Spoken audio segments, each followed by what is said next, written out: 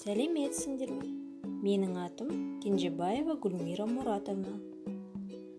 Добро пожаловать на первый урок казахского языка. Сегодня мы с вами будем учиться знакомству на казахском языке.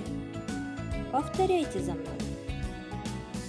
Сәлем, привет. Сәлеметсіз бе? Здравствуйте. Қайырлы таң, доброе утро. Қайырлы күн, добрый день. Кеш жарық, добрый вечер. Қайырлы түн, доброй ночи. Қалың қалай, как ты? Жақсы, рахмет, хорошо, спасибо. Сенің атың кім? Как тебя зовут? Менің атым Жолдос. Меня зовут Жолдос. Сау бол. До свидания. А теперь попробуем применить слова в диалоге. Сәлеметсіз бе? Сәлем. Қалың қалай? Жақсы, рахмет.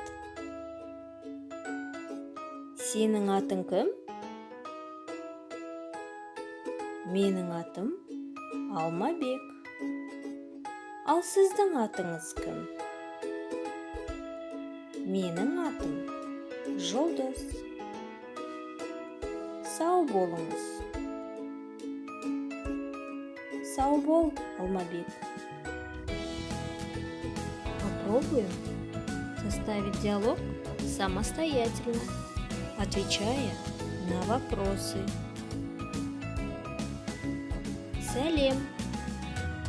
Қалың қалай? Сенің атың кім? А теперь вопрос. К кому мы обращаемся? Сәлеметсіз бе? И кому мы говорим сәлем? Думаю, на этот вопрос вы ответили правильно. На этом наш урок завершается. Надеюсь, урок вам понравился.